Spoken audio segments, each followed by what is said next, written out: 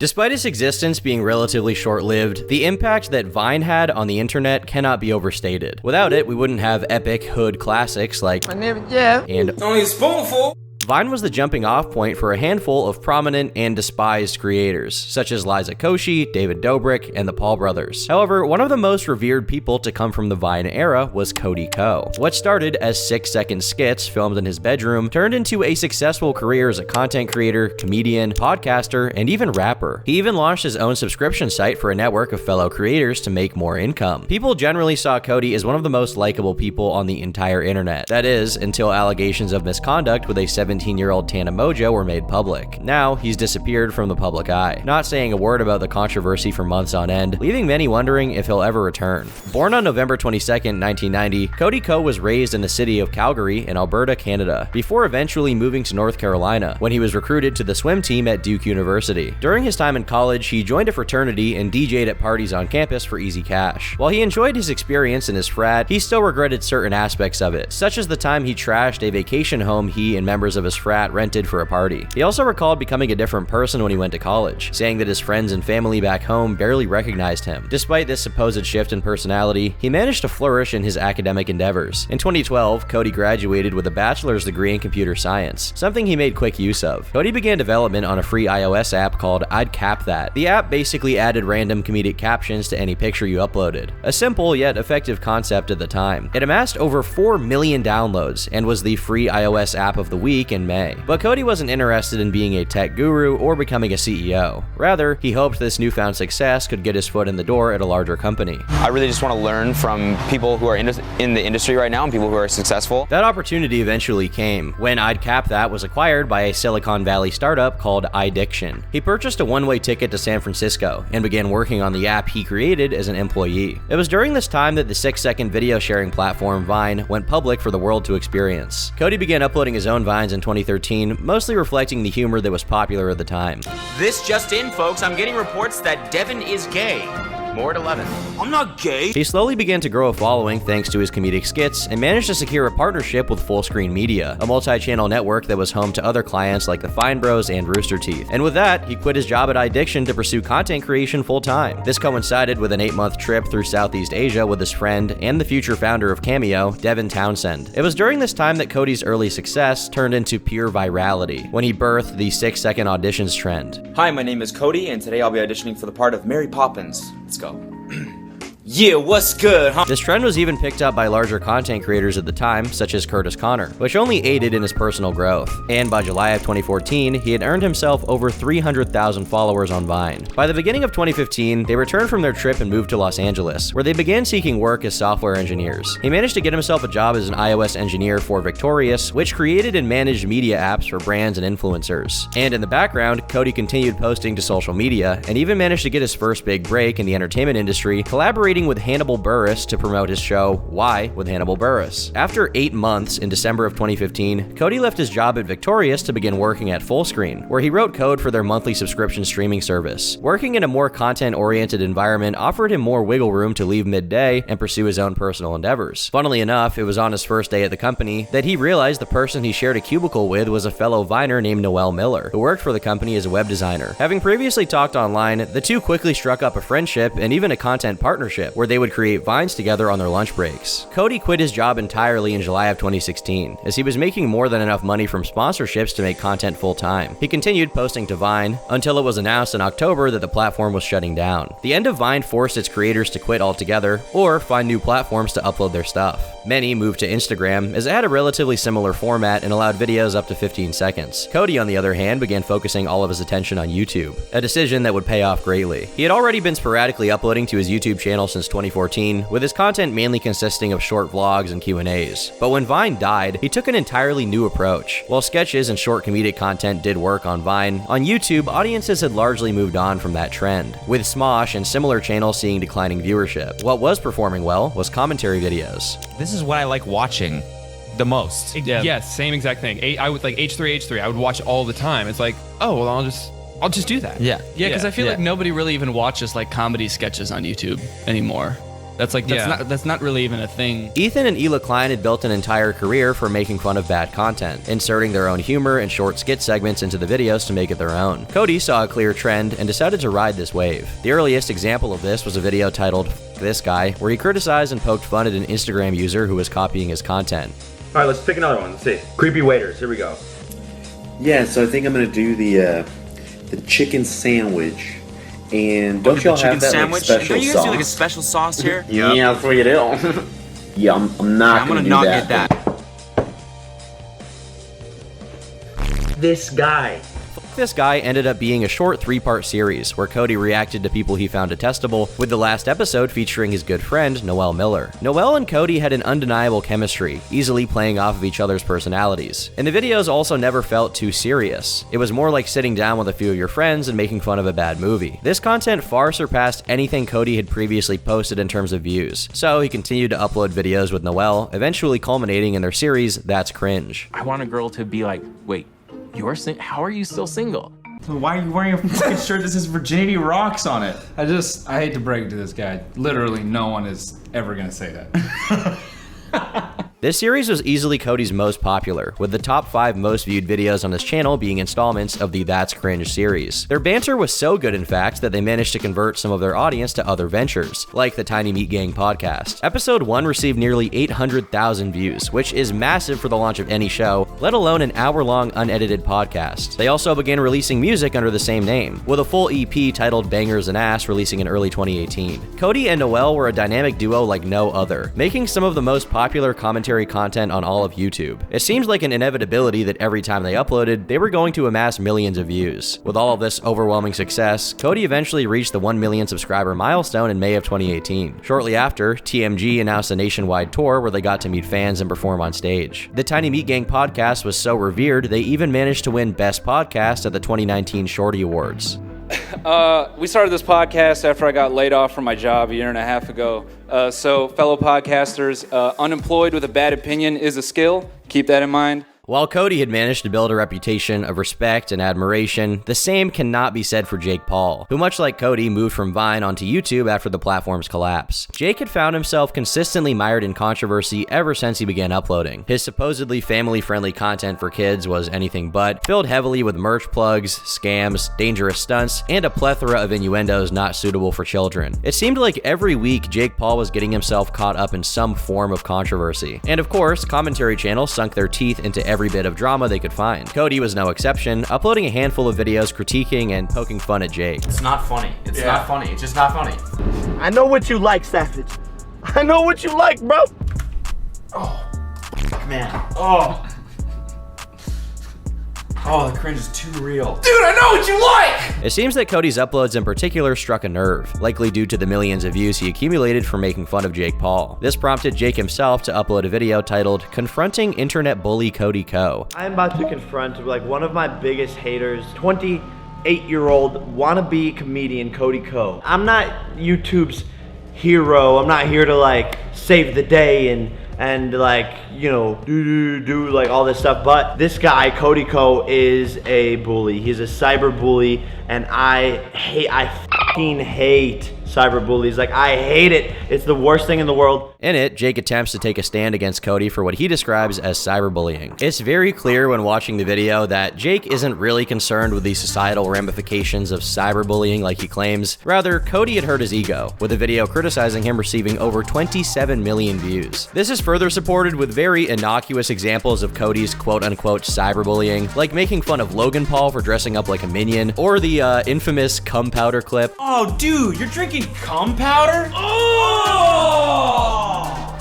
Ew! Dude! What the f? Jake also makes a number of other ad hominem attacks, such as calling him a little back-end developer working at Fullscreen. This is a hilariously dense statement, considering Cody graduated from Duke with a degree to get that job. Meanwhile, Jake Paul made his fortune by hitting the Quan for children. Regardless of his true intentions, he was dead set on making a fool out of Cody. Jake's plan was simple. While Cody was doing an interview with Jeff Wittick, he would ambush the operation and call him out face to face. Jake likely hoped that this confrontation would make Cody look bad, but it had the opposite effect entirely. When finally confronting him, Jake was not nearly as intimidating as he thought he was. Cody was pretty inviting, offering to shake his hand with a smile on his face, only for Jake to reject that kindness and press him on his supposed cyberbullying. The entire situation really made Jake look immature and insecure, while Cody appeared much more stoic and composed. Jake ended the video with a call to action, essentially requesting that his audience cancel Cody to teach him a lesson. Unfortunately for Jake Paul, his video only had the opposite effect, with Cody gaining 200,000 subscribers only 4 days after Jake's upload. A notable point that Jake made in his video was that Cody apparently bullied a few girls that were very emotionally distraught by his content. Not only does Jake not have proof of this, there's evidence that proves the exact opposite. In a video titled ASMR Has Gone Too Far, Cody pokes fun at a creator named Eve Donnelly for eating a raw onion.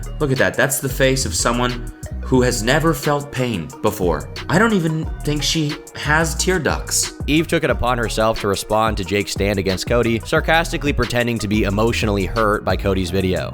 I am just one of many young girls on the internet who have been victimized personally by Cody Co. Despite this, Eve makes it perfectly clear in the description that it's simply a joke and implies that Jake was overreacting. In a video posted shortly after by Cody, he reflected on the situation, calling it awkward and uncomfortable. Regardless of Jake's malicious intentions, Cody managed to brush it off, made a few jokes, and simply moved on. You can come for me as much as you want, but don't come for my software engineers. That's where I draw the line. This story would be picked up by a handful of commentary YouTubers as well as multiple media outlets, only further pushing Cody's sub count, eventually surpassing 3 million subscribers by the end of May. But thankfully, not everybody Cody made videos on took it nearly as personally. In October of 2019, Cody uploaded a That's Cringe episode featuring Darman. Darman had become infamous in the YouTube community for his wholesome and life-changing stories. The subject matter of these stories usually involved a selfish or arrogant antagonist learning a hard lesson, and the good-natured protagonist triumphing in their endeavors. But due to its subpar acting and writing, it became a massive target for commentary channels to poke fun at. He cares more about spending time with me. And to me, that's worth more than any credit card can buy. She's like, yeah, that's what a poor person would say. However, Cody and Noelle's reaction to Darman had a surprising twist. Rather than confronting Cody for bullying like Jake Paul did, Darman sent him a private message, showing his support and offering to collaborate on a project. Cody agreed, and produced an episode titled Chef Threatens to Fire New Cook, in which he makes a brief cameo. Behind. Oh! Are you serious? Watch where you're going! Now I'm going to cook this all over again! I'm so sorry, man. Cody followed this up with a video titled The Darman Experience, where he documented the process of creating the episode. It was during this time that he began to understand Darman's content and learn to appreciate what he did. Darman was even kind enough to surprise him with balloons and gifts celebrating his recent 5 million subscriber milestone. Cody walked away from the experience with an entirely new perspective, actually appreciating Darman and his team's humility, as well as feeling like he found a new friend in the process. I think we gotta end my video like we ended yours. All right, let's do this. So, thanks for watching, and please remember, we're not just telling stories, we're changing lives.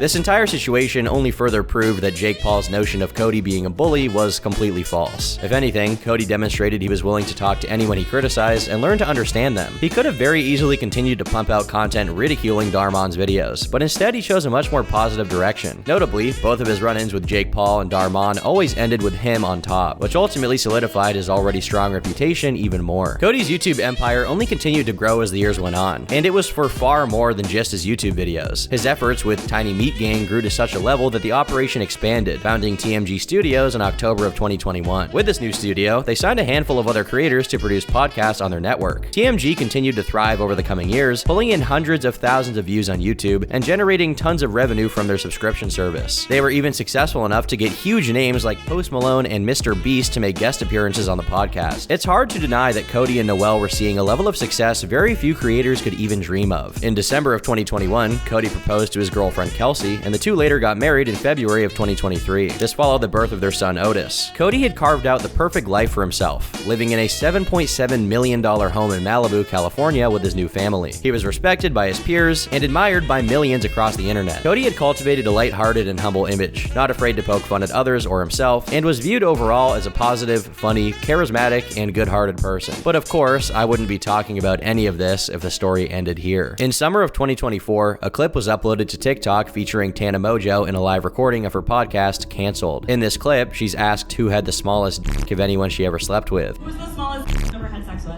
Oh my God, no one look at me, Cody Co. Delete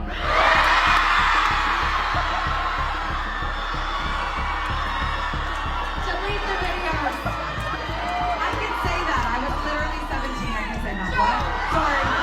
Without much thought, this clip might not be seen as too consequential, aside from the damning allegations that Cody does have a chode, and therefore is a part of the Tiny Meat Gang. That is, until you consider she claims she was 17 when they hooked up, meaning Cody was about 25 years old at the time. This wasn't even the first time Tana had claimed to have had sex with Cody when she was under the age of consent. She made a similar implication 3 years earlier during an episode of the canceled podcast filmed in 2021. I know now I was 17 at the time, 18, and so I started kind of hooking up with other people. Shout out JC Kalen, shout out Cody Co.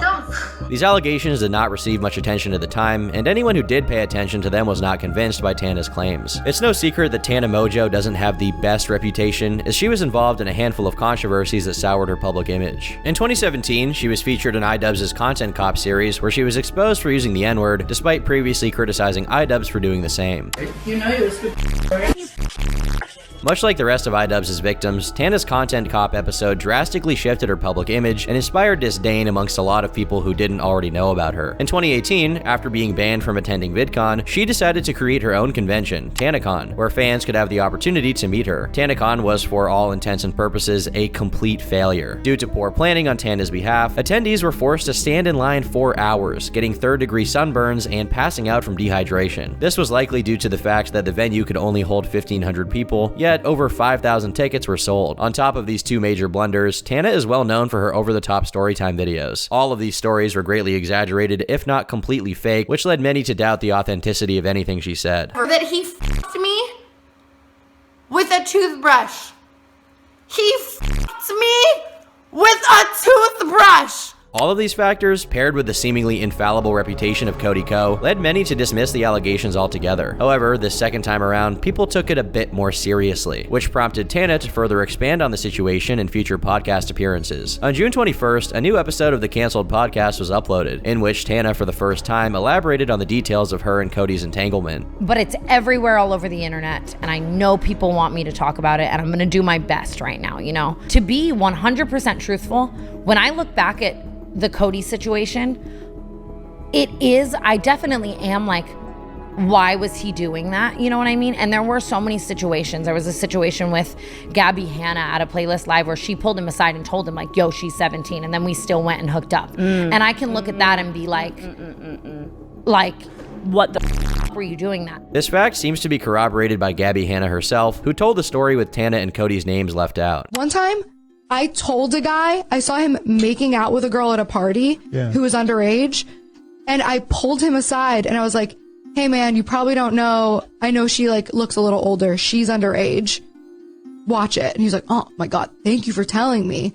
And then he According to Tana, this instance happened at Playlist Live in 2016, which took place in Orlando, Florida. While some states have an age of consent of 16 or 17, Florida's age of consent is strictly 18 years old. This means if the allegations were true, Cody committed a federal crime. People began digging and found an old video uploaded to Tana's channel featuring Cody. He frequently makes reference to her being a teen in the video, and at one point checks her out while she walks out of frame.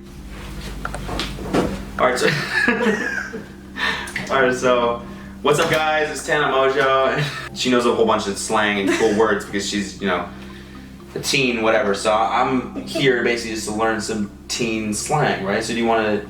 This video, titled The Shittiest Video Ever featuring Cody, was uploaded on the 13th of May 2016, just 3 weeks after the supposed incident at Playlist Live. This means they had already hooked up at least once when the video was filmed, and Cody seemingly had no issues with her being a teenager. Most notable out of all of this was that Tana didn't attempt to make a huge spectacle of the situation, claiming that despite what Cody did was wrong, that she wasn't traumatized by any means. But there isn't a part of me, at least at 25 now, I mean, I look back and I would never do anything like that. So I'm like, what the f is wrong with you? Yeah. But I don't associate or hold it with trauma because I am such a comparative person where I'm like, so many worse things have happened to me. Tana also didn't attempt to capitalize on the drama in any way with clickbait or any real official statement on the situation. All of these factors craft a relatively reliable narrative on Tana's behalf. This is a situation she's never directly tried to hide. Others corroborated her story, and it didn't seem like she was attempting to cancel or vitriolize symbolically destroy Cody's career. To many, it looked like she was impartially telling a story she claimed happened as neutrally as possible. But the allegations of misconduct did not end there. One Reddit user recalled Cody supposedly hanging out with and dating a 17-year-old girl back in the day. I've religiously watched Cody since Vine and have a vivid memory of him dating a high schooler. Him and his frat friend group would hang out with a bunch of teen girls, and they'd sometimes appear in his videos. There was one girl he'd be with a lot on his Vines, which people speculated he was dating at the time. I remember looking into it and was surprised to see that she was like 17 since he was in his mid-20s. He still follows the high schoolers on Instagram, and they're in his old YouTube vlogs. Attached to the thread was a video uploaded to Cody's Vine sometime in 2015 that showed him kissing this supposedly underage girl.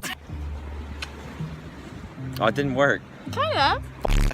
Damn it! But you may be asking why people thought this girl was under the age of consent. Well, according to a post made by the girl's friend on Instagram, she turned 19 on May 24th, 2016, which means she was born May 24th, 1997. Judging by the timestamp of this photo, where she sits on Cody's shoulders, she would have been only 17 years old. If this is true, it showed that Cody hooking up with Tana was more than just a one-time thing. Rather, Cody didn't have a lot of moral hang-ups with engaging sexually with minors whatsoever. Naturally, this begged the question of how many other girls were involved. On top of this, multiple clips resurfaced of Cody speaking out against relationships between adult men and underage girls. In episode 75 of the Tiny Meat Gang podcast, the two hosts discussed the documentary Surviving R. Kelly. I wonder if in 10 years the Drake Diddler documentary comes out. Yeah, exactly.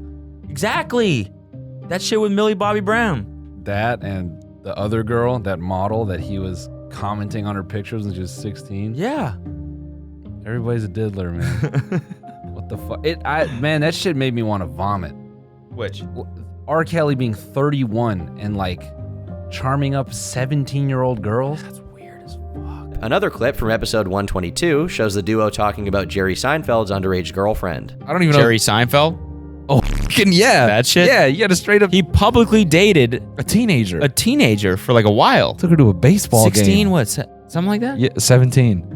He was like publicly, and he was like 50 or something like that. It was like his 40s, late 30s or something. Okay, yeah. Feeding her hot dogs. Yeah. He was like 85. She was like 9 years old. It's actually 17 and 35. Yeah, same thing. Yeah.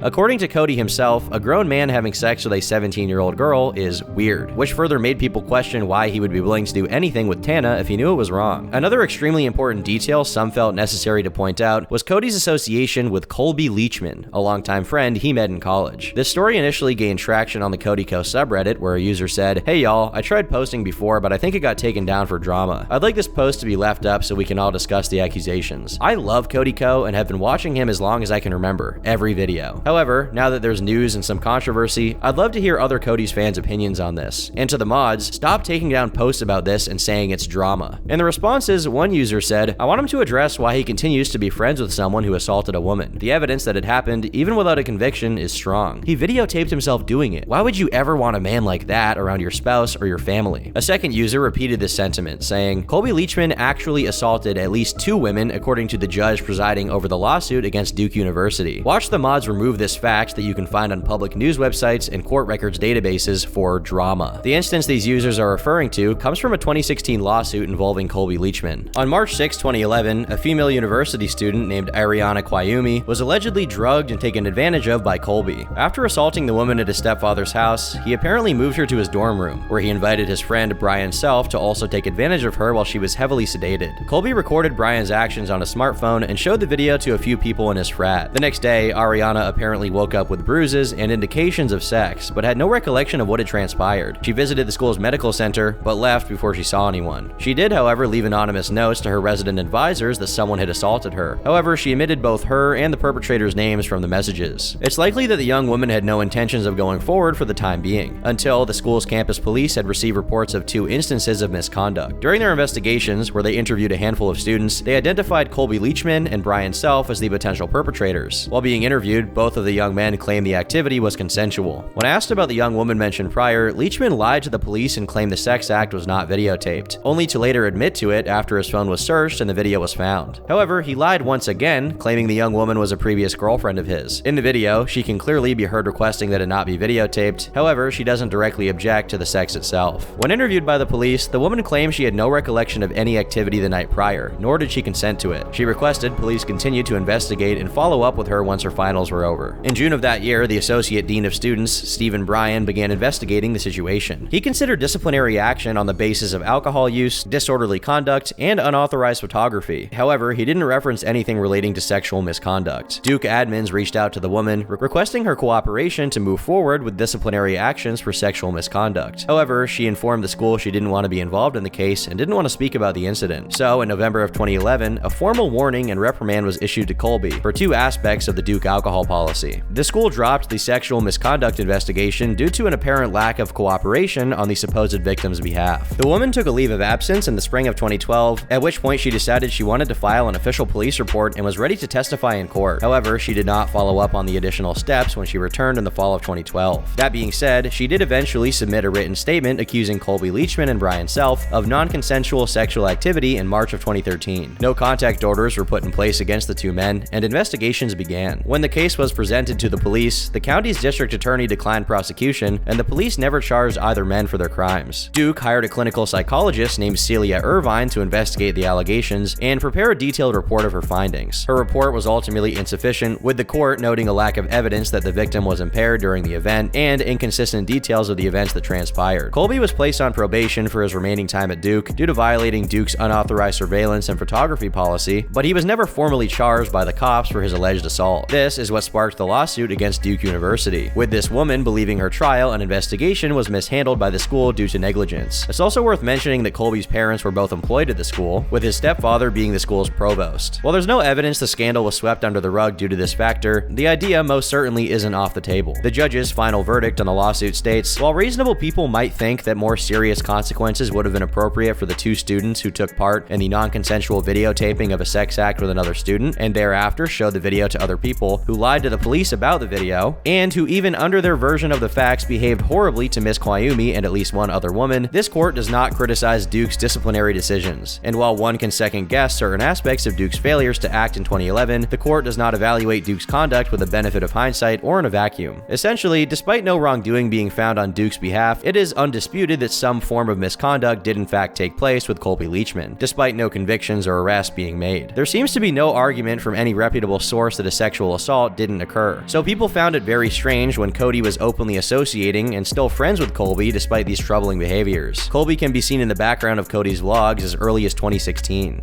See Colby, I'm just saying, that's what they call me.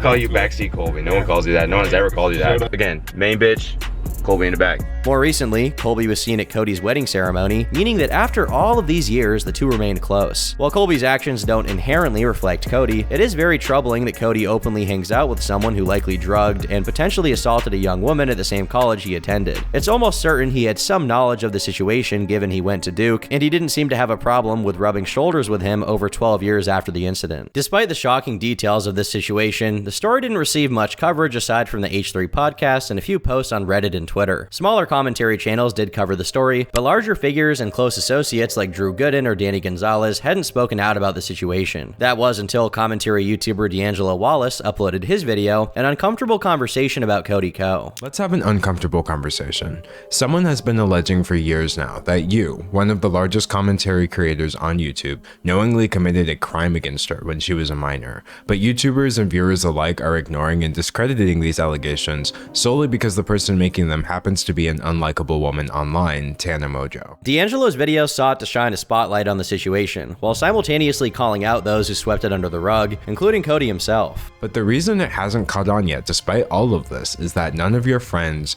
nobody on your level, nobody in the commentary niche with enough pull is willing to admit that this situation makes you look terrible. D'Angelo spends a good chunk of his video critiquing the public narrative that Tana's story is untrustworthy, and reaffirms that while he can't personally provide proof that she's telling the truth, her story is just as valid as any others. He then calls Cody's persistent silence into question. I know for a fact if you swapped out Cody Ko with someone that like people didn't like that much, I would be receiving so much more sympathy. I find your silence on the situation to be uncomfortable, because I know that if Tana's allegations are true, then silence would be your only option. I'm not accusing you of committing a crime. But Cody's refusal to speak out was more than just silence. As D'Angelo puts it, it was censorship. His YouTube comments appear to be heavily moderated, likely auto-banning any mentions of Tana or their encounter. This is pretty strange, considering his Instagram comments had a much different tone, with all of them referencing the allegations. Even more bizarre were the countless comments on his wife's YouTube channel that all referenced the allegations. Why would people be talking about this literally everywhere other than his own channel, unless he had manually placed restrictions on his comment section? This also coincides with the heavy moderation and eventual privating of Cody's own subreddit. And your silence isn't the only one that's bothering me either. All these Reddit threads, like if my name's on any thread, it's all getting deleted. I witnessed the heavy-handed moderation of your subreddit in real time as I researched this video.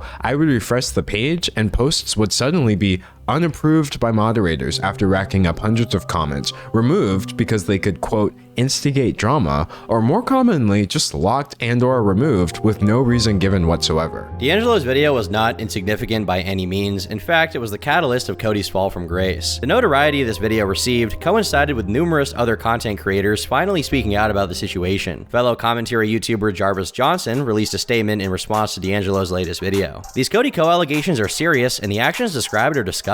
He needs to respond immediately. It's absolutely necessary for us to listen to victims, period. Platform or not, and regardless of personal feelings towards them, we must treat claims like this seriously. Also, to respond to a number of DMs I've received, despite occupying similar genres online, I don't know Cody as a person outside of his content, and we have never and will never work together. Jarvis also spoke more in depth about the situation on his Sad Boys podcast, where the two hosts voiced their support for Tana and demanded that Cody speak up. Yeah, and I'm like, hey, Tana, no doubt, no reason to doubt.